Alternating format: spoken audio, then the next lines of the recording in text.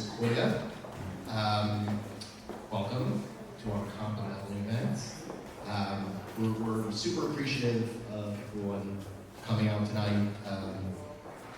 The topic is, I think, touched a nerve, and just in speaking with people leading up to the event and this evening, I've heard a lot of, this is something we're either going through, thinking about going through, we've gone through, want to learn, so we're very excited. We're going to have Asia Deodato from Scalable moderating a great panel, so looking forward to that. We also want to not just thank our panelists in Asia, but thank Stephanie Manning and the WorkBench team for hosting the event, and just provide a minute to talk a little bit about WorkBench. Hey everyone, welcome to WorkBench. My name is Stephanie. I lead talent and events here at WorkBench. How many of you are familiar with what we do here at WorkBench? Okay, I should talk to our marketing person. Maybe in trouble.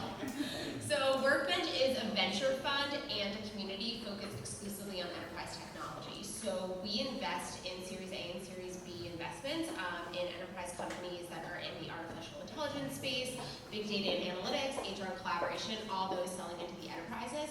And we have this amazing co-working space here in Union Square where we house some of our investments and also potential companies. So part of that is also growing the enterprise space here in New York City. So we host over 200 events that are function specific, such as this one for talent folks, for marketing folks, for developers, but also larger scale conferences and fun events as well, such as our block party. So hopefully you'll have a great time tonight and come back for more of our events, but we're really excited to have this event here, and I will stop talking and hand it off to our awesome panelists to start.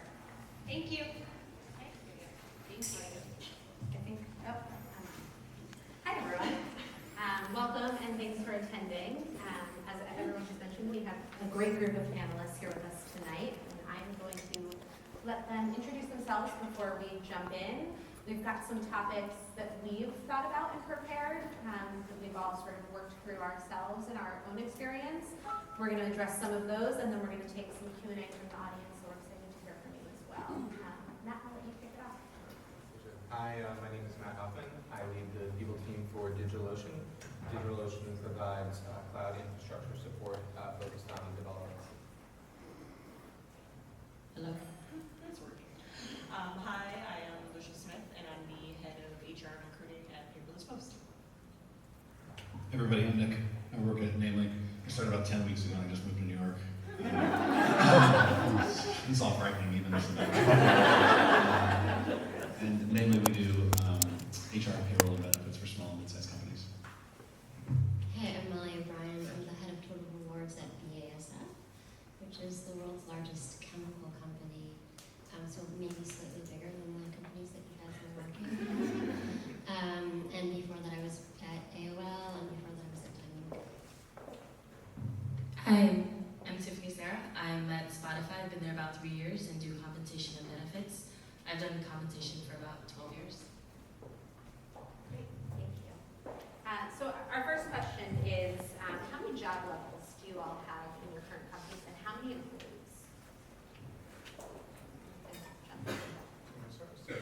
So we are a fairly rapidly growing company. We're just shy of about 300, and we've grown significantly over the past 18 months, almost doubled or even tripled.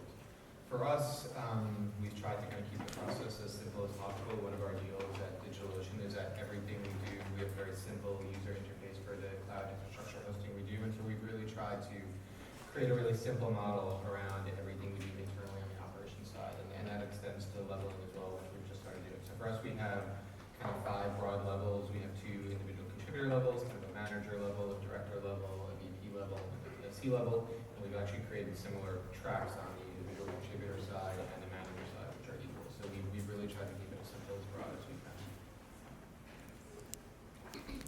Yeah.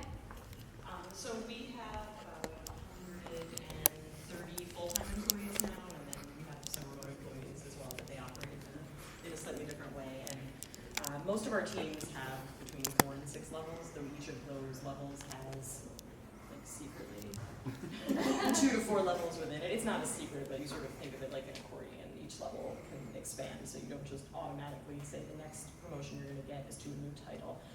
but there, is a lot of room to grow within, especially the middle levels. We don't make it uniform across the entire company, but we do make sure that teams that work really closely together are tied together in some ways. So our product and engineering team are basically one. So we want to make sure that there aren't expectations or levels set for the product team that don't correlate across engineering, because if they're going to work together, they're going to need to make sense that way.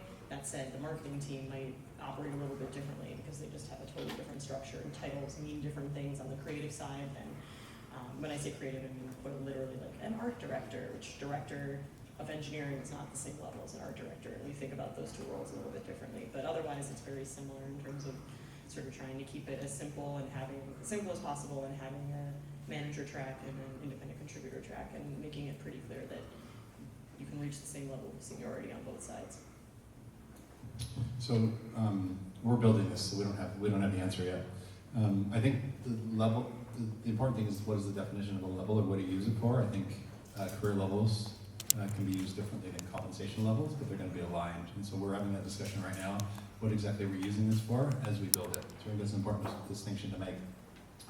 We're going to end up probably with 10 levels, pretty standard, one, then manager, senior manager, director. And we'll probably have our ICs in the same levels, and if you go the same path, you go from a 3 to a 4, you can go to the manager role, or you're going to IC. It'll still be in a very similar range. We're trying to make it as simple as possible for everyone to understand, because we want a high level of adoption on the teams. And where we're shaking out right now is probably going to be 3 main levels: one for engineering, one for sales, and one for everyone else. There's obviously a lot of detail in those, so there's a lot of training that goes involved, but running more than that, I found in my past, was a mistake that I did, and it just was a little cumbersome. So we'll probably end up with 10 levels, 3 different structures. So at the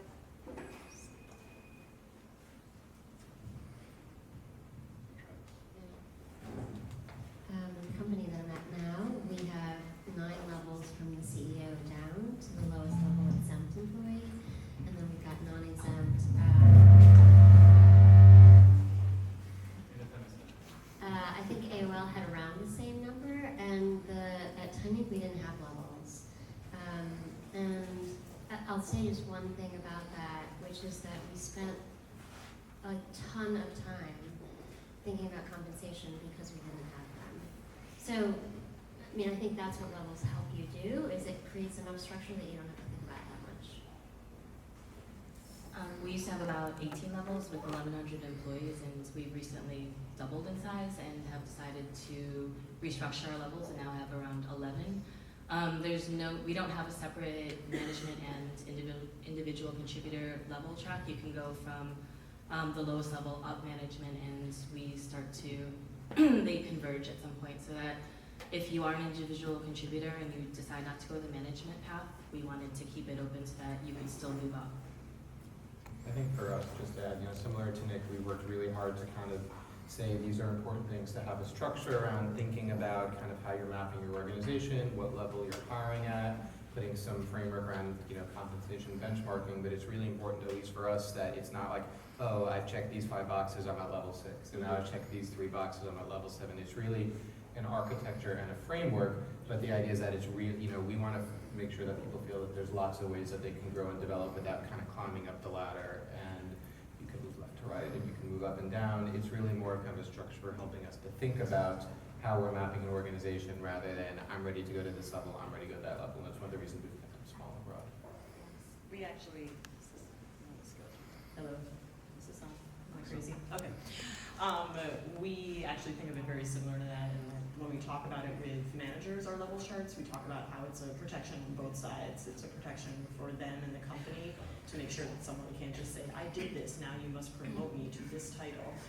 They're broad enough and big enough that there's some gray areas as to how you would interpret achievement under each one. They give us space to discuss that, but at the same time, it's clear enough to give employees the ability to point to it and say, I've been doing this job, why haven't you promoted us? Why haven't you promoted me? And not have a manager say like, I'll let you know when you've gotten there, and have something in their hands that's a little more black and white, so they feel like they have the tools to at least start a conversation.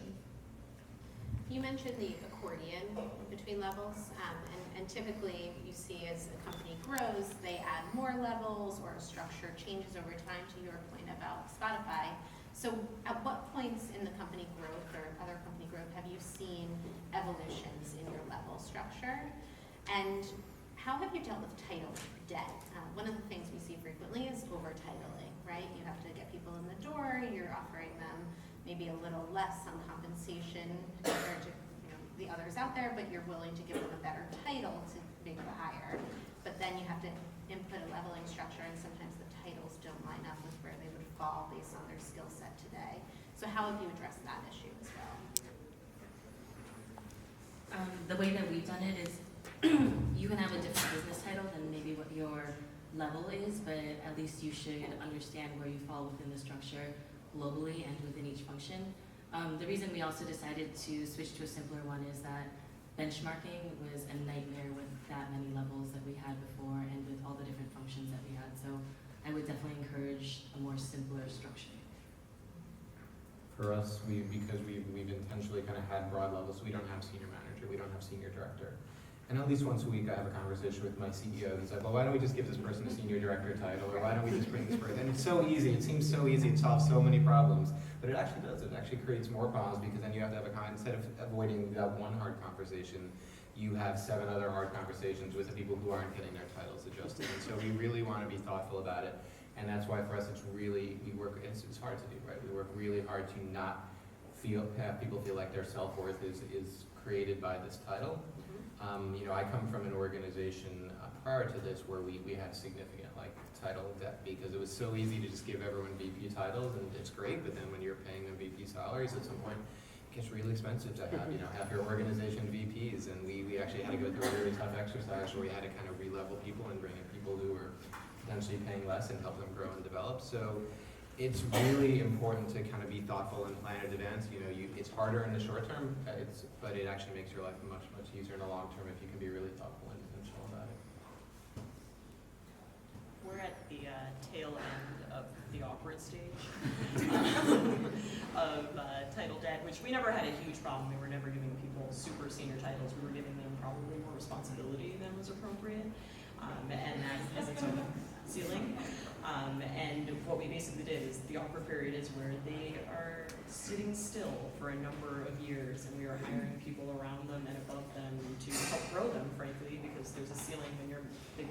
Basically, our gap was too big between our CTO and our next level of managers, because they weren't truly senior, but they were the most senior managers we had. And so we did spend the last year hiring sort of the next level up in terms of managers that are, we're pretty cautious about our titles. Our most senior people are senior directors, other than CTO. We still have that VP thing to grow those people into, and we've been really conscious about that from an early stage. But we did have, some people leave because of stagnant growth, but that was a net positive for us, because it was hard to hire when we had people who were too junior in some somewhat senior roles for a variety of reasons. People didn't want to work for someone who was, maybe a little too junior, and also when you bring in people who truly are senior and do deserve that title, they look around and they wonder why they have the same title as the other people, and then you're in a position where you have to inflate them, and it just keeps going and going. So we waited it out, and now we're almost done. People have grown into their titles, which is part of the waiting out. I think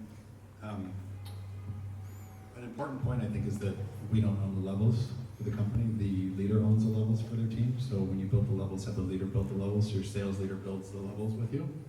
You have to help nudge that they align with the company, so there's some internal mobility. But the reality is, you don't have that many salespeople becoming engineers. You don't have that many engineers going to other, and you'll fix those situations. But when the head of engineering builds the levels and what those mean, then they field those questions. And our job is just to be a coach to them. Like if they come to you and say, I have some problems with some of this stuff, you say, okay, how can I help you think through this? Like, what do you think some of the things we can brainstorm together are? So they're driving those conversations. Title debt, what I recommend is, if they come to you and someone has a concern with it, I usually start by saying title debt is something that takes 3 to 6 months for us to come to a decision on sometimes. Because we're not going to make a decision immediately on someone's career, traditionally. We need to talk to the employee about if that's the right role or not for them. We all know pretty clearly if someone's in a role and they're just a little junior for that role. Let's say we hired someone as a VP, but they're really a director. You know what, they're an all-star director, they're gonna be a VP in about a year. Great, they're grandfathered in, congratulations, you got real lucky. Thanks for taking the risk on coming early. There's other directors who are gonna be in that role who aren't culture fits, aren't performing, and actually blocking you in the organization, and just write the severance payment and move them out of the organization immediately. And then there's some in the middle where you're not quite sure, and that's where you say, hey, like, let's talk. Is this the right role for you? Do you want to step up because we need you to be in a VP within 3 to 6 months? This is what it will take. Are you willing to do it? We commit to you if you're willing to do it. So it's a long conversation, but don't be afraid to move quickly on removing some of those blockers from the organization. One thing that's interesting that may be a question for you guys too, because how do you guys determine which level people go into when you're bringing people in? I've always been at a market pricing company. The company that I'm at now, we actually have an evaluation approach where we systematically go through and say, what's the education level that's needed for this role? What's the scope of responsibility? How complex is it? Is it going to be a global or regional or local role? And and those are all scored, and based on that points, you're put into a specific level. That has a couple of really great qualities, is you separate the person from the job. And then when you're actually looking at the job, then you're looking at it pretty cleanly. But then that gets that level. It becomes a manager, or it becomes an analyst, and that's that. I'm guessing that most of the folks on the panel are using market pricing or a sense of what the market is to level people, but I'd be interested to hear what you guys say. I think for us, we try not to let compensation drive the process. So if we're looking at a candidate and they're making X amount of money, what we wouldn't want to do is say, oh, you're going to come in as a director, you're going to come in as a VP, because that's actually how you get kind of titled it. For us, Yeah. it's really about what is, and we actually really try to be intentional as we're kind of doing the job rec and as we're doing the hiring, saying, what is the level of impact that we want this role to have, and if we think this role is a staff level role or a senior level role, which is kind of what we use for engineering, that's what the role is, and then we look to hire someone who fits the requirements of that role, and regardless of where they were in the past, if they were more junior or more senior, either way, this is kind of what the role needs, and we have really clear conversations like, we're hiring you to come in at this level, and that's what we're evaluating under any interview process. It's very similar. We don't want to create a structure around the people. We want to create the boxes that make sense for our organization, and then make sure that we're finding the right people that fit in that boxes. We operate the same way you do. So on to another topic that's always a fun one, bonus programs. I've actually, in the past year, I've helped 2 clients remove bonus programs and 2 clients implement bonus programs. So there's a lot of differing opinion. So my first question for all of you is, do you currently have a bonus program? And how do you think you implement a good bonus program that really incentivizes your employees? We only have a bonus program for our revenue org or any of the functions that touch revenue, but Spotify really believes that we don't pay bonuses, and we kind of market price on the total cash compensation for all of our roles. So far it seems to be pretty successful. I mean, we do get some grumblings here and there, but for the most part, I mean, we've been able to retain and recruit really good people. For the revenue org, the things that I think would be good in implementing a bonus program is just make sure that you have really good measurable objectives when you implement with them. We also do not do bonuses, and that was a very conscious decision. There were a few people that were pretty senior that we brought in with a bonus as part of their, not a signing bonus, but that there would be a bonus as part of their compensation. Largely because they were coming, well, for 2 reasons. One, we couldn't afford their salary otherwise because they were coming from much larger organizations. But tied to that, they also were so used to that they couldn't wrap their minds around a place where they wouldn't also be getting a bonus. We only did that with a few people, and within a year, we were like, this is the worst, and eliminated it. And what we did is we prorated it based on the time they had been there, and then baked it into their salary and had a conversation with them, and just like nipped it in the bud right there. And that was based on a lot of conversations and research we had done that just nothing really great comes out of bonuses, but they're really hard to unwind if once it's proliferated throughout the whole company. But we couldn't think, we're not, we have no salespeople. Like, I think in the sales culture, you can totally do bonuses in a fair and even way, but we couldn't put our minds around in a company where everyone was working so closely together, how you would choose how to reward certain people certain ways in any clean way. And once those people had been there, these top level people had been there a little while, there was a two-way trust that had been built, which is one, they trusted that we were going to pay them fairly and that they didn't need a bonus to sort of be a carrot that would lead them into working at the company at that point. They were confident and felt they were going to get raises and this was a good place to work.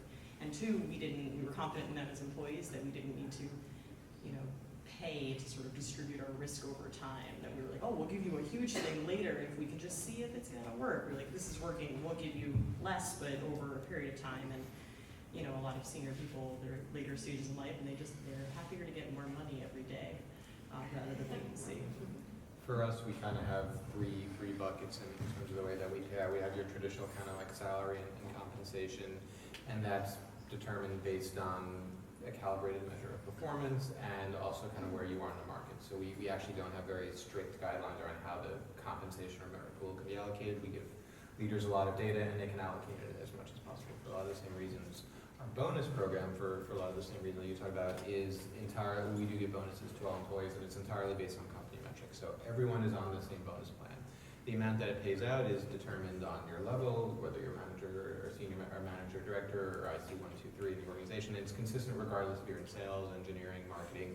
It's a flat number, and based on company metrics of revenue and profitability, everyone gets paid out the same. And what's great about that is, for all the reasons that you talked about, everyone is on the same incentive program. They're really tied to company metrics. So your base compensation is based on individual.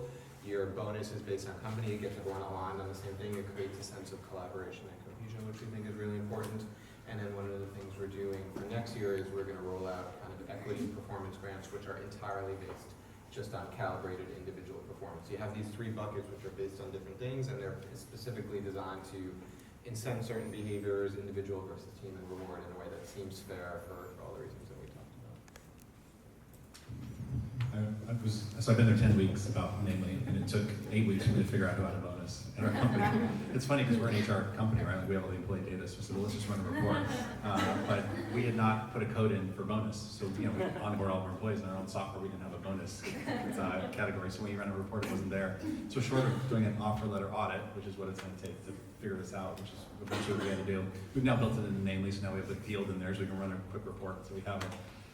It's a very small group of our employees have bonuses, so our sales team has commission plans, and then a small group of the execs have, or director plus, very small group have it just because their offer letter somehow had it because the hiring manager decided to give it to them for some reason. We're 325 employees, we're Series D right now. We're going public, I don't know, 3-4 years hopefully, and so at our stage of company, bonuses don't make sense. We're not cash flow positive at this point. A lot of our teams don't have metrics that they could actually align to. Our company metrics we're still thinking about, and so it's not smart to have a bonus structure at this point in your career. When we were at LinkedIn, we had bonus structures. A much bigger company, it's a cash cow at that point. You needed to retain top talent globally, and so it really depends on where you're at. I'm firm that like right now, Series D, 300 people, we shouldn't have it quite yet. But at the LinkedIn model, you needed to because you were paying top of market to get top candidates. And it just depends on the company. I'm happy to share afterwards a one-on-one what might work for this stage of your company. We have a bonus, but it's interesting because I often have philosophical conversations with my team, like, what do we get for it? Right? Like, it's so much work. It's a ton of work. Anyone who has hung out in compensation knows, between November and March, it's just a pain in the ass. And I think there's that I've had so many conversations with executives that say, one of the ones that I remember was, an executive saying to the CFO, we are setting the targets for the bonus for the coming year, it's going to pay out, right? Because that's the thing, right? Like when you have a bonus, then people start to think about it as compensation. They start to expect it at that, and most people have already spent it by the time the bonus comes. I mean, it becomes part of your compensation. And the reason that I think, if you have the cash to do it is partly to have a conversation about performance. That's thinking broadly about, of course, if you have sales teams, it works to have sales bonuses. That's thinking broadly about the broad compensation. I've seen specific incentive plans be incredibly effective. When the targets are very clear and there's BHAGs, and you can make really strong, I've seen teams really come together if there's clear metrics and they can really create team camaraderie. So it depends on, I mean, to me, it's really a question of what are you trying to do here? And I think most companies that get to a specific size, it's about performance mostly. It's about having that, because you want the company piece. It's usually there's a company piece and there's an individual piece. And you want some predictability in the company piece, because that's about how you set targets, right? So then it's really a conversation of what the individual performance is and how they did, and how you measure and assess, and whether you rate them, and that gets into that other horrible conversation about performance management. But that's what I've seen a lot, is it's about performance. Thank you.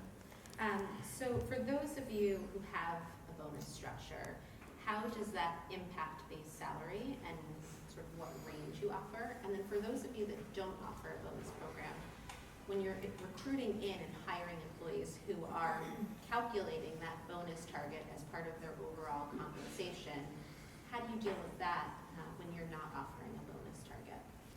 You know, I think for a bonus plan to be effective, and for us it's entirely based on company metrics for all the reasons that I talked about.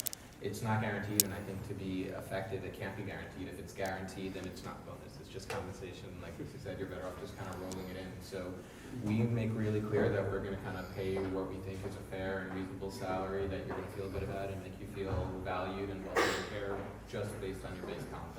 A bonus is exactly that. It's a bonus. It's great to have, and if we have an amazing year as a company, you're going to get a great bonus. And if we miss our targets, well, everyone should kind of feel that pain a little bit, because you want to make sure that we have a better year next year, and I think that's part of it. So we actually don't guarantee it, and I think that's a healthy way, because then we're not setting expectations around incenting our recruiters. We basically pay more. We give slightly healthier salaries than we might if we had a bonus situation, because I think no matter what you say, people in their heart of hearts are expecting the bonus.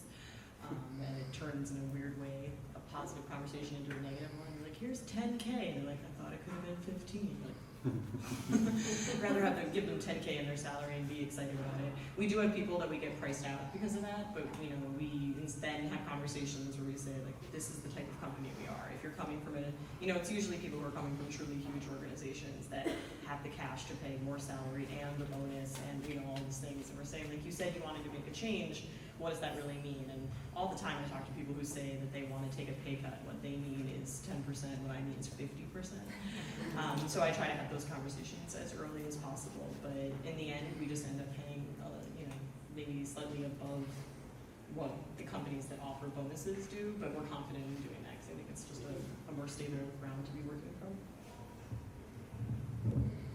We pay more aggressive bonuses, but it doesn't help with the compensation. It doesn't mean we get to pay less in base. So I think that's interesting, because people still see, bonus as risk, like you were just saying.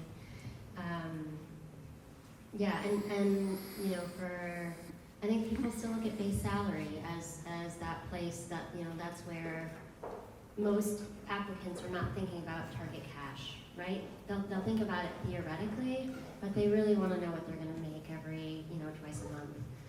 And that's where their focus is. And so that's what, it's been interesting to come into the company that actually pays above average in their bonus. And, I don't think it saves us any money in base.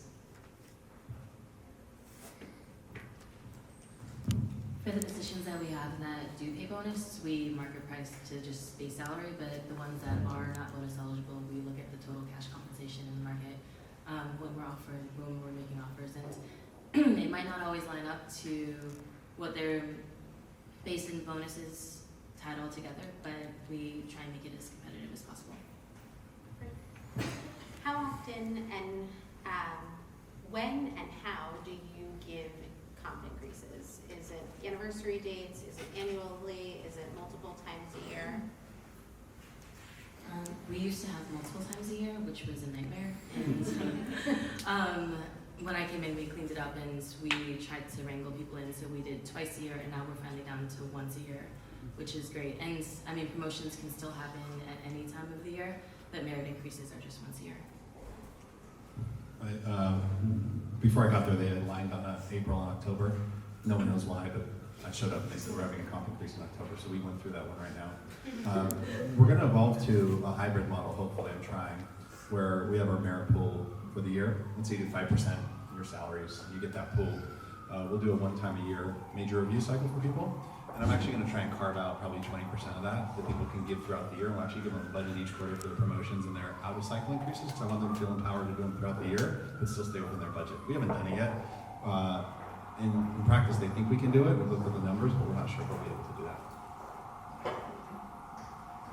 For us, we do twice a year. We do a very similar approach where we have kind of an entire pool that's allocated around, say, 5% of total planned comp. And the reason we do twice a year is we're growing so quickly that there are just people who are going to be, it just makes sense for them to be kind of on a yearly cycle. What's important for us is that there's no guarantee, right? Like in theory, once you get one at least once a year, but there's no guarantee you're going to get one on a cycle. It really is based on kind of where you are against market and where you are kind of against the people on your team.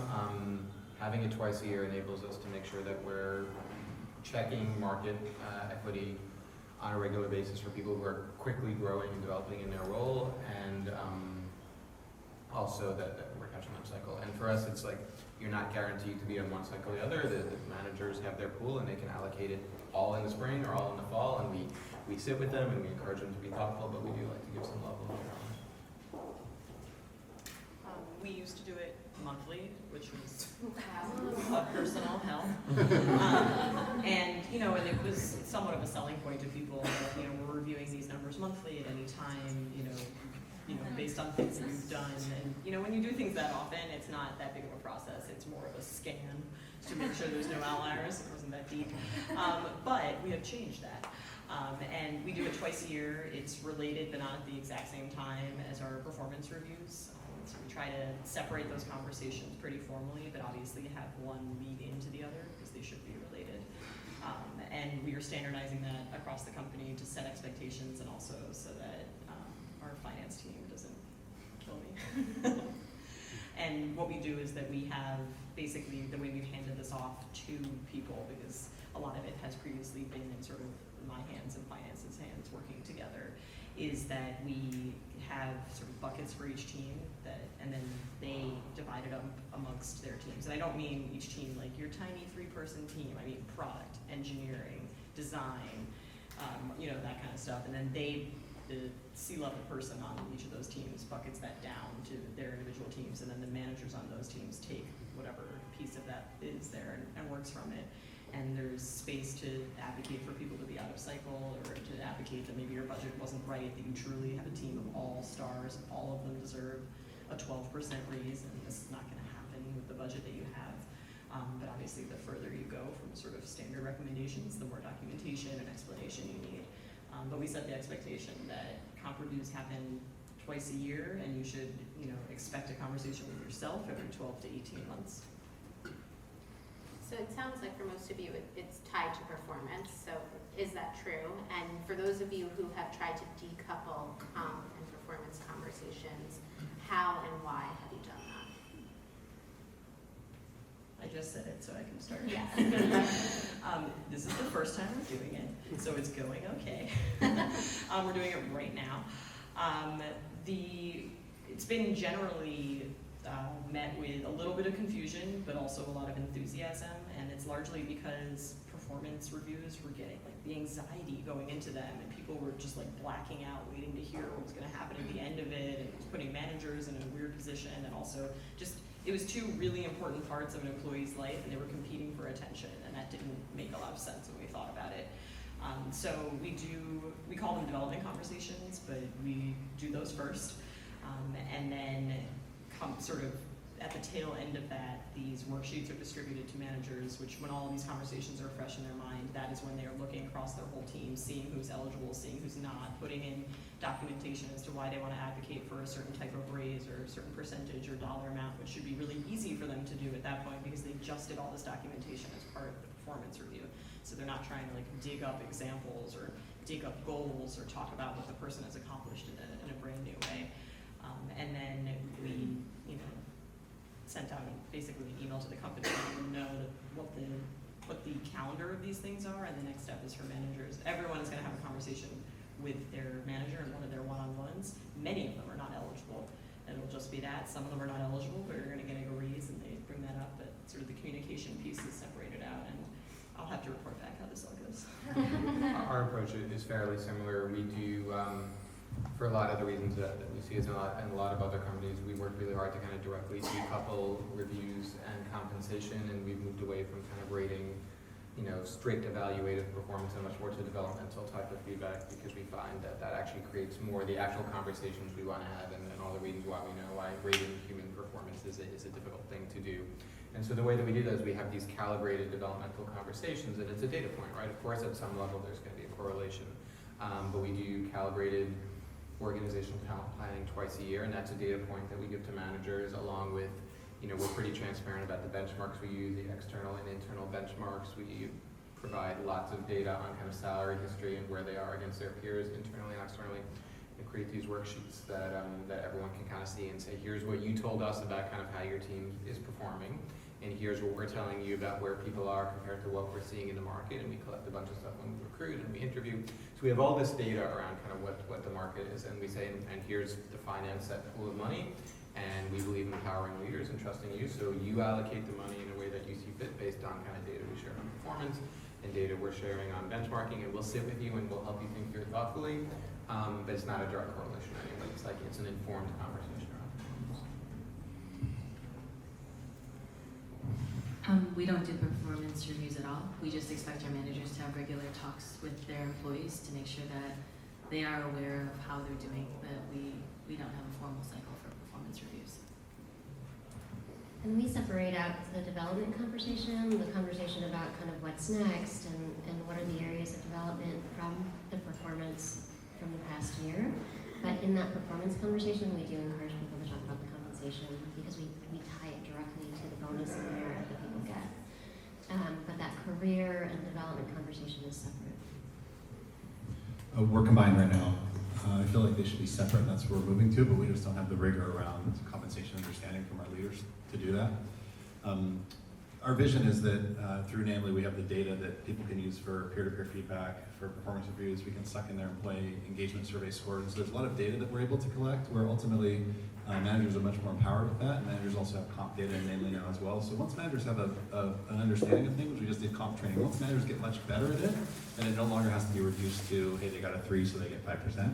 Unfortunately, we're not there. And so we just went through this cycle, and I hate when an employee is a number 3, because you're like, they did so much more than a 3.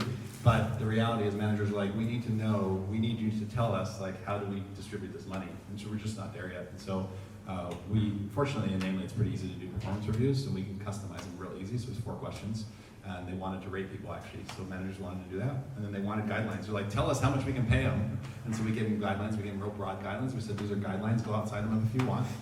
Obviously we saved, I told them, I said, I'm saving some of the secret budget that you know is secret, because you're all gonna go over, and they all went over, but we're still in your budget. And I think as long as they have flexibility and they're learning about comp, and they have some guidelines, you have to give them some guidelines so they know if someone's exceptional, roughly what they should get, but evolve to a place that's much more data-driven, not just that one number, but it's a holistic view of the employee's performance, not just from the leader, but from peer-to-peer feedback, from other sources as well, and through real data that these tools can capture now.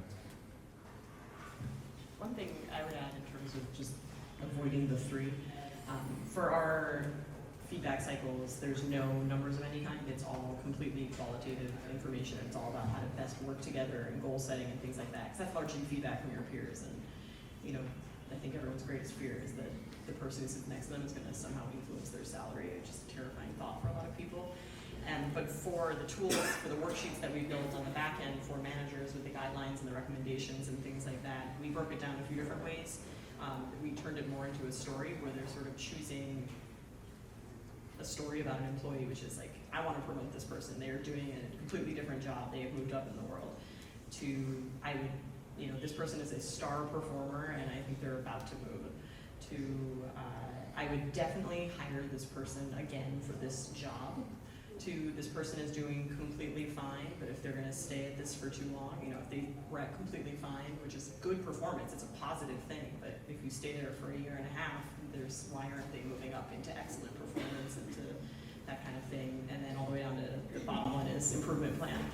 And we have different percentage recommendations of what we consider based on the market and also what we see within the company to be an appropriate percentage raise for each of those categories.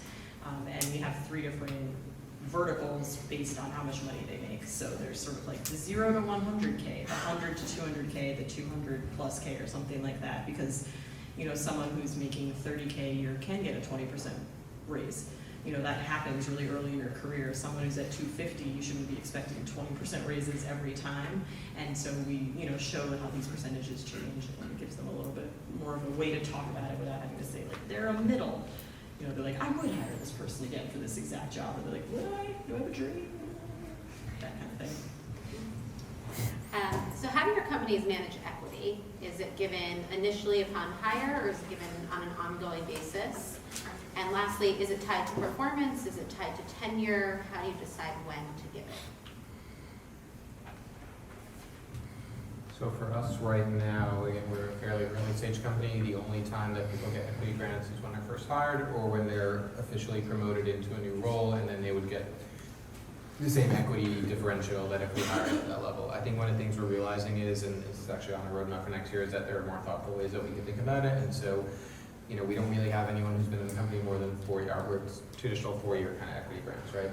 We don't really have anyone who's been here more than 4 years because we're an early stage company, but we're getting close to that point, and we want to make sure that they're connected and feeling good about being part of the long-term vision. So we're just looking into kind of putting those into place, and we'll probably start implementing them at about the 2.5, 3-year mark of someone's tenure. So there's kind of always a nice overflow, and they're always kind of thinking a few years out. And like I said, we're starting to do pure performance-based equity grants for kind of calibrated top performers. So you have that differential between compensation being based on market feedback, equity being based on individual performance, and bonus based on overall. So we're not doing that yet, but it's definitely something that we will be doing next year. We do ours at new hire, and also the equity grants are tied to our annual review process. So we do that every year, and then we also have a September grant, and it's all discretionary. We're 4 years old, but the majority of the employees, we hired 100 people this year, and we're at 325. Some majority of employees are under their 2-year mark. You traditionally don't look at refresh, so we do every employee that hired when gets equity hired, but you don't traditionally look for refresh grants quite yet. But we did the cycle. They were finishing it up right when I got here. And then some of the C level, we just take a look every quarter and say, you know, who is really outsized results that we want to take a look at. And if we need to, we'll add those into the new hire grants that go to the board each quarter. My recommendation on equity is it's not as simple as benchmarking cash is sometimes. And so aligning with the equity consultant is very important. And there's several good ones out there. I'm happy to chat with you about it. We use Advanced HR, it's got a great tool. And Compensa is great too. But there's just such a specific way of looking at equity that is very important, I think, to really work with someone who's an expert in it. As a follow-up, how do you all communicate the value of equity to your employees? And I know that can be a tough conversation to have and to explain it clearly in a way that really resonates with them.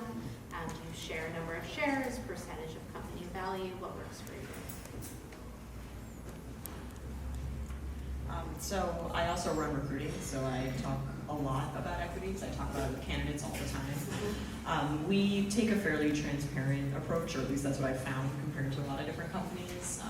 We are a privately held company, and these are all things that I just say to candidates and I would say to employees as well, which is we are no longer at the stage where you should be taking pay cuts in exchange for equity. I mean, feel free to, but we're not giving away percentage points or something like that, and that's a non-negotiable. Sometimes people come in and they're like, well, for 2%, that's cool, but we don't do that. We don't play with our equity by any means, and so, you know, we only do refresh grants when someone's fully vested after 4 years and stuff like that.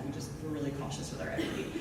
But the way that we talk about it is I tie it to myself as an easy way to talk about it, in that I can talk about the trajectory that I've seen in strike price since I started. And I'm happy to verbally tell them what the strike price is and obviously how many shares they have.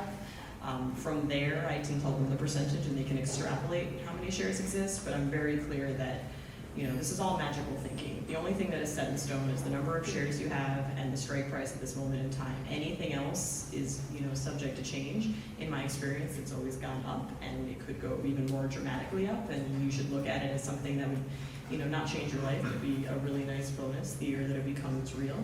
And then, I talk them through how the vesting schedule works, and if they have questions about it, triggering events or anything like that. But I try to be pretty transparent about sort of what the value is per our last valuation, but that can move. I think for us, we actually don't do a good job on it, and I think it's actually really important because, for us, that's a fairly highly valued company at an early stage. Like, the equity that we offer employees is meaningful. Like, it really counts, and we don't consider it part of compensation. We pay fairly competitive market wages, but the equity is really important, and I think we're seeing that we're kind of missing a huge opportunity from a retention perspective to think more smartly about compensation because our equity is meaningful, and I think from an HR perspective, it's incumbent on us to do a better job of communicating that. I remember there was a really early stage employee about 6 months ago who left, and he got this incredible offer, and he was making twice as much as we were offering him, and he thought that, hey, I just left for twice as much, like, you guys are terrible. I'm like, well, that's great, but you left 5 times your salary on the table with the equity, right? And he didn't even realize that. And like, it's funny for us because he left all his money on the table, but it's actually really bad because if we had done a better job communicating that, we would have had very different conversations from a retention perspective. So I do think, and again, like, we're not good at it yet, but I think we're going to get there. It is really important to be as transparent as possible because it's real money and it's compensation, and like, you're doing it for a very specific reason around retention, and you should be as open as you can be about helping do that. On the recruiting side, we actually don't negotiate on equity in any way, so equity things are very fixed, and that creates lots of opportunities for us to make sure that we're being as fair, as equitable as possible. But there's lots of room for us to get better about how we communicate it, and it's really important because we miss a huge opportunity otherwise. So few people understand equity at all.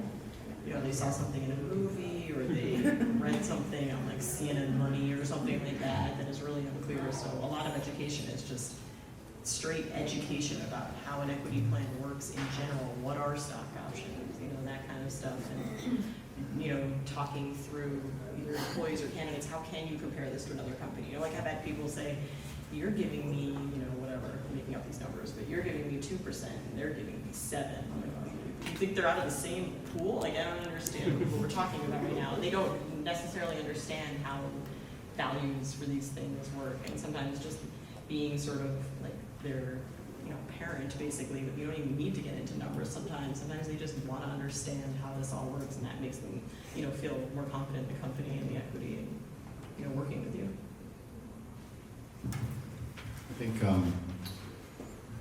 I don't feel comfortable personally sharing with any employee that like this equity is going to be meaningful someday because I don't know that. I really don't. And so selling equity for any level of employee, I think is an interesting discussion you should have with yourself about the company. I think we commit to doing good benchmarking and being very thoughtful about the equity we give, and we share that, and we share that with employees, and we work with our law firm to draft up our offer letter. So your offer letter has very specific language about the strike price and how many shares and everything you can say. It's right there in writing, and our hiring managers can go to that language, and our recruiters can go to that language. We have a shared story around it. So I'm happy to chat with people about their equity, talk about it, but I don't sell the equity dream to people. But there is this great, like you said, educating people about equity is a good thing, so they have some understanding of it. But it's really a portion of their compensation that we don't know much about at this point in our stage of company as a Series B. So I'm representing the really mature company. So we do have equity, but only at the director level and above, and it's actually a buy-in program where you have to buy into it. It's very over-engineered German equity program. When I saw at AOL, is people just don't understand it. I mean, it's what you guys are saying. And I managed equity at Time Inc. too, and just people would leave. They would invest, they would leave options on the table, they would let them, expire. Like, they just didn't get it. And so we spend a ton of time in my current role in communicating communicating with managers about how to talk about compensation in general with their employees. And we get tons of turnout to those webinars. But I've seen, across the board, I'm in charge of benefits also, huge shifts in employee perceptions of whether they understand, appreciate, and actually engage with the programs we have based on how much we communicate it. I think it's a hugely underutilized piece of HR is communicating effectively.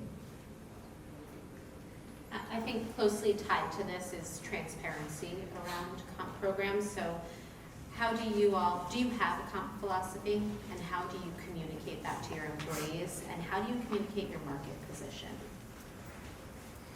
if at all? Quick, we're still developing it, so we're communicating broadly as a senior team, like how do we think about this? We're still forming it, so leaders are out there talking a little bit. Pay for performance, but we're just in the infancy of that. We're still also developing our comp philosophy, but we are kind of transparent on the way that we benchmark, and that we usually benchmark above the median. But yeah, other than that, we don't share ranges or anything like that. Our default is, as you can probably tell, we typically default more towards kind of the transparency side, and so we do like to be relatively transparent about how we calculate our benchmarks and how we think about kind of the relationship between performance and market and internal equity. For us, we are fairly transparent, at least with managers, that we look to pay not at the high end of the market, but above market average.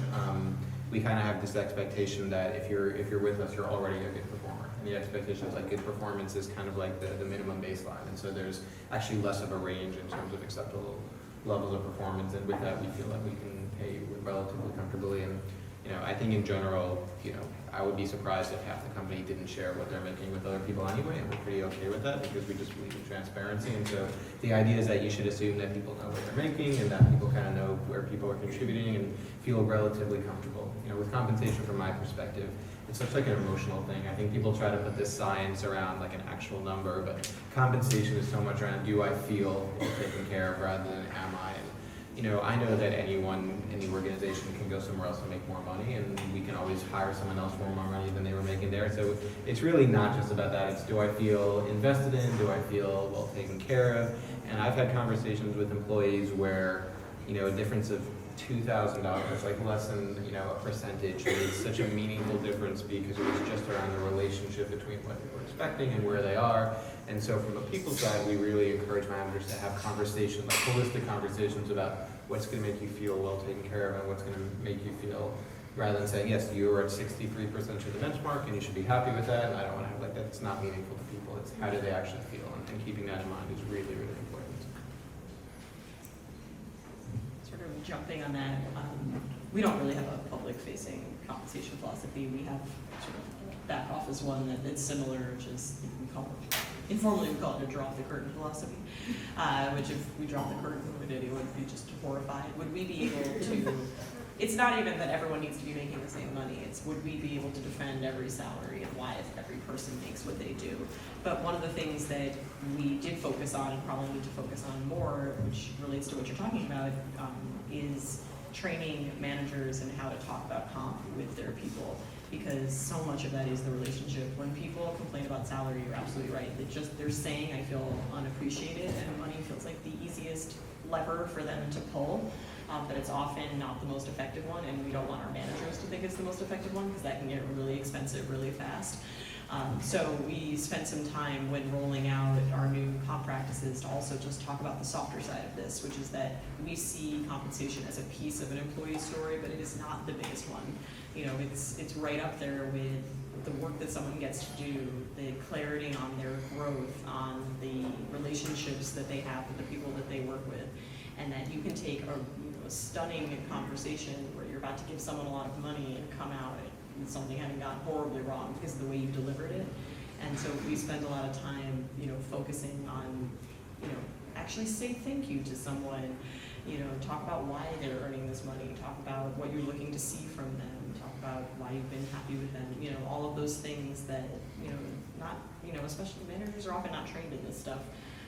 and if you just hand them money, you're really losing out on a large part of the impact of what a comp change, whether it's good or bad, could be. We often sometimes have people who also don't get raises, but we think they're doing a great job, which is also not what we want to happen.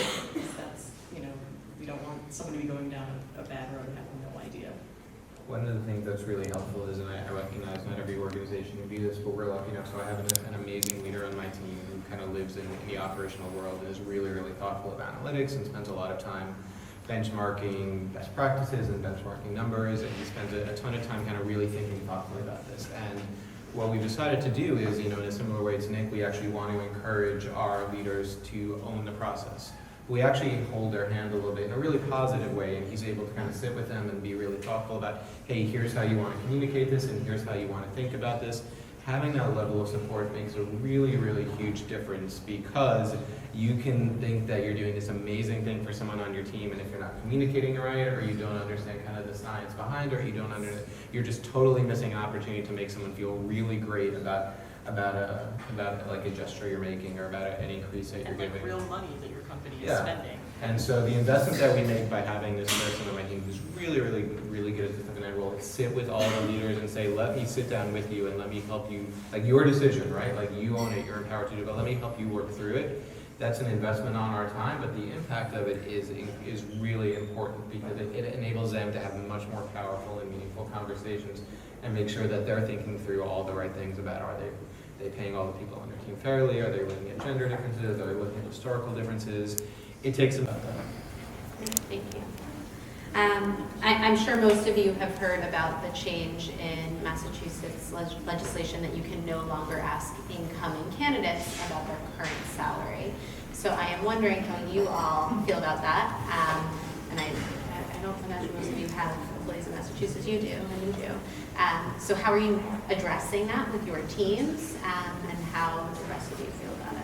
It's an interesting one for us, because we are literally just opening up an office in Cambridge right now, and so we have this incredible pool of Cambridge talent that we're talking to. The way that I think about it is, I actually think there's some risk in general, even outside of the legal requirements, which work really hard to kind of not skirt around, is if you just base compensation kind of on what people were making before, at a lot of times you're going to exacerbate kind of historical trends around gender biases or other things. So we work really hard to not pay people just on what they made before. Like, our approach is not to kind of find the minimum number that people will accept that we can get away with, right? That's actually not our compensation philosophy. Our compensation philosophy is to make sure that they're paid fairly, meaningfully for what we think the role is worth, in a way where if we lifted the curtain, everyone would say that they're in the same boat. So the conversation for us is not about what are you making in your past role, because there's lots of historical reasons people may be paid underpaid.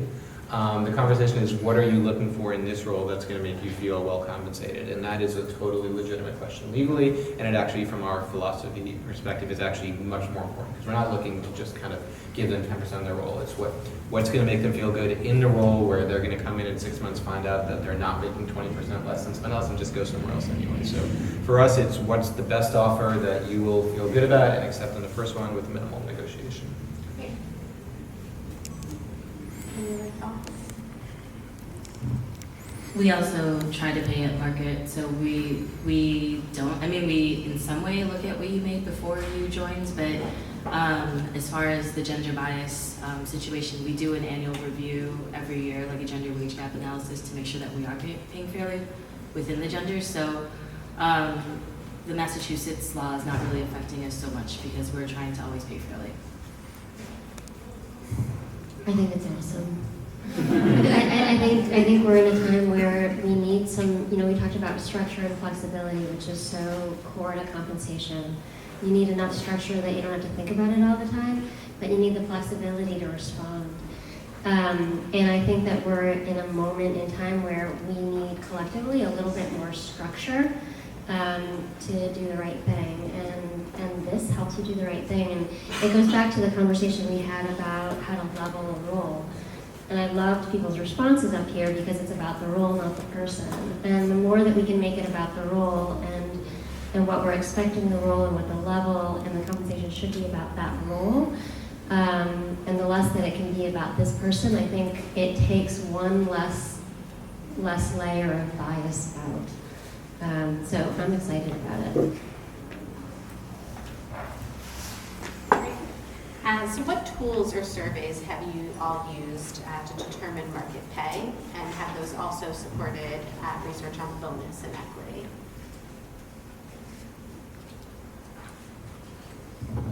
We use Radford, Kroner, and recently Comtrix.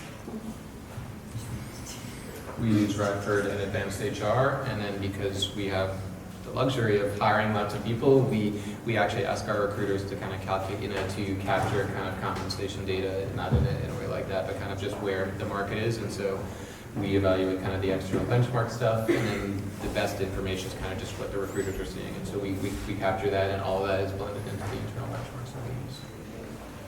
Yeah, our best info is definitely from candidates, because, a report is a report, but if everybody is honing in around a certain range, that is the market you're actually dealing with in this moment in time. And again, as I oversee recruiting, it makes it a lot easier. When we open new roles, we have the hiring manager put a salary range that they expect. And, we obviously look at it, but that does change based on often the first 10 phone screens help inform what we're going to pay for a role, because we, learn.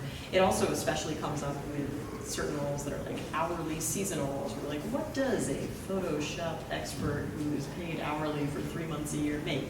And that's a harder game for us to play, and we find that out through phone screening. And we purposely leave a little bit more flexibility for those kind of roles that are a little more one-off in situations. The external benchmark stuff are great from a compensation perspective, but the art is really kind of matching it to your specific roles and your specific experience. And it's never going to be a perfect match. It's an art on those sides. All right, so now we would like to open it up to the audience. Brackets, and if so, how do you deal with that internationally? So we currently have 18 countries on our platform, so it gets very tricky. And then my second question is, when you talked about budgets, the one thing that we discovered is that we may need a separate budget for merits, a separate budget for leveling, and a separate budget for promotions. Do you differentiate between those three budgets, or is it one pool and you just give it to the managers and let them deal with it? So we don't have any international employees, so I'll answer the second one. We do, but not. As younger companies evolve, often you find, almost in every case, the requirement for performers within the team to take on a layer of management. And management is a sort of counterintuitive behavior and skill set, and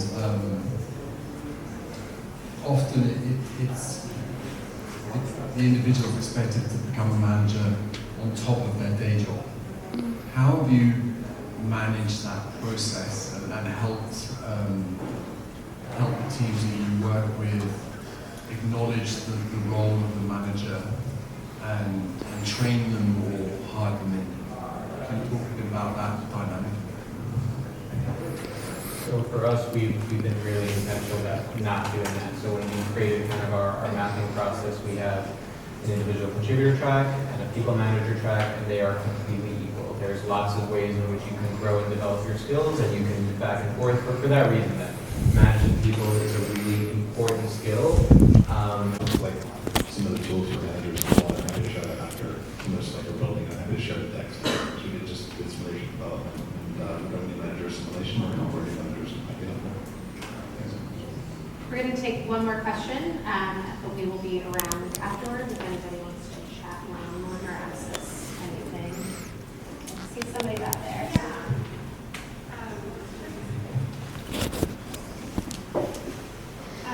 So I guess it's kind of also about management, but no one wants to be scary HR, right?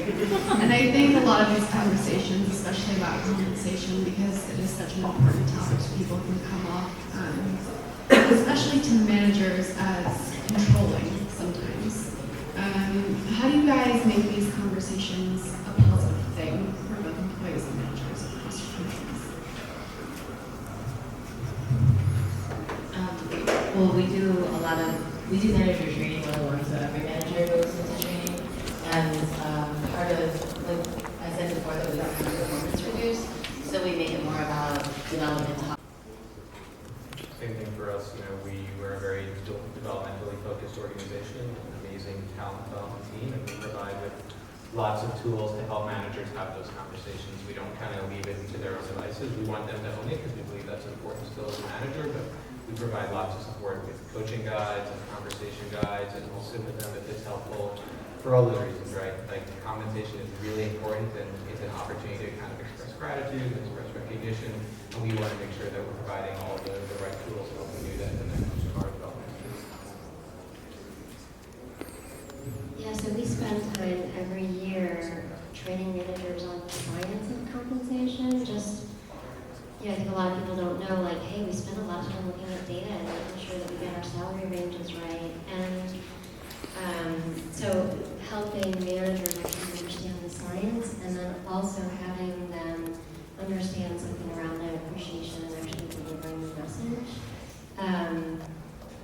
But, just as a manager, I'll say it is every year, like I think, because it's not that this, paying $100 is about how I feel about it, right? Like, so, just even internally, and I've been in compensation for 20 years, but even me, I have to go through and think through, communicating that personally. And so I think some of those trainings just help managers, if nothing else, like listen for an hour to get their head in the game. That's what it really takes. I think we've all had that conversation where even though you've gotten the money, it hasn't felt like you didn't get anything, right? And we've also had the conversations where you didn't get anything at all, or you got very little. Budget, this is what we have, and this is the number of employees who are eligible, and this is how the distribution curve is like. We just pulled the data out of the name, and we showed it to them, and we said, where would you like to go here?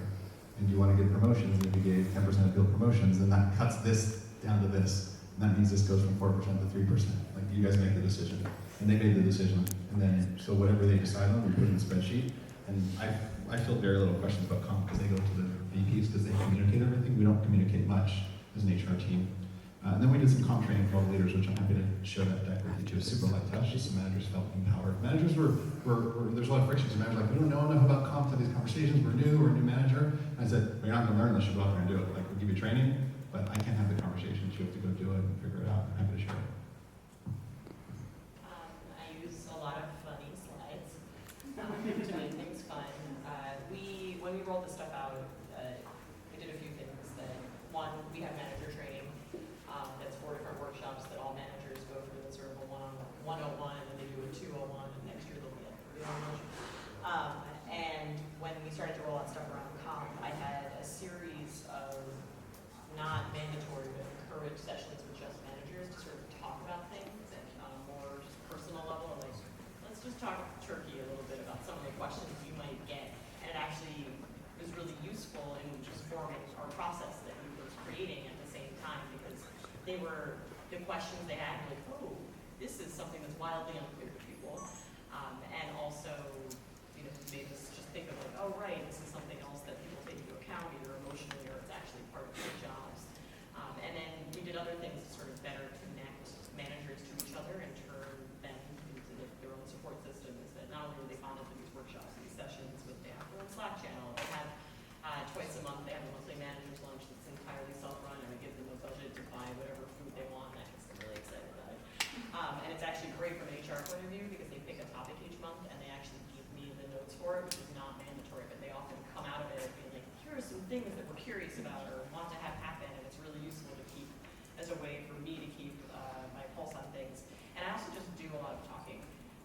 I probably present to the company in general 3 to 4 times a month.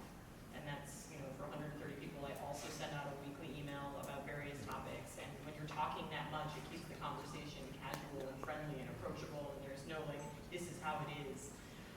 It's just, this is what we are doing. And then we're going to do this and so on. I think it makes it, I don't know if it makes it more fun, but I think it makes it more accessible. And the communication is what's so key, I think, in rolling out anything. Because it seems extremely unlikely any of us are ever going to solve these problems. So it's just a matter of having it be a two-way conversation and giving it your best shot. And I think it really is about the human connection. I mean, at a most basic level, it should be easy. Like, here you go, we're giving you money. Like, it should be an amazing conversation. And it really is kind of considering the human element and making sure that people feel the meaning behind it and they understand kind of the behaviors you're trying to incent and the rewards you're trying to give. And like I said, that's an that needs to be developed. And Nick said the best way to practice it and to learn is to go out and to do it and just be really cognizant of how you're creating that connection with the people on your team. I think that is a great note for us to end on. Thank you so much for sticking around and listening to us, and thank you to all of the panelists for your great insight. It's really helpful.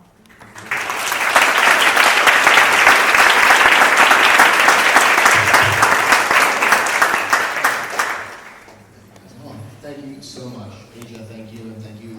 I think for open and honest dialogue. You guys it was fantastic. Couple of administrative things. So we see a lot of familiar faces as well as some new faces in the room. You will receive a feedback survey from us. We take what you say seriously. So if there's topics you want to hear us put on for you, format, we'd love to hear from you, and we're going to continue to reach out to this community and bring everybody together. Our next event and the last event we'll have this year is on October 27th. It's an ACA compliance seminar, so if you think content leveling is exciting, crush it. So thank you guys again so much. We're not going to kick out a workbench yet, so we've got cocktails and maybe you guys will be around, and certainly for follow-up as well. Great Scalable, Asia, and the team are just a great resource as well. So thank you again, and thank you for coming.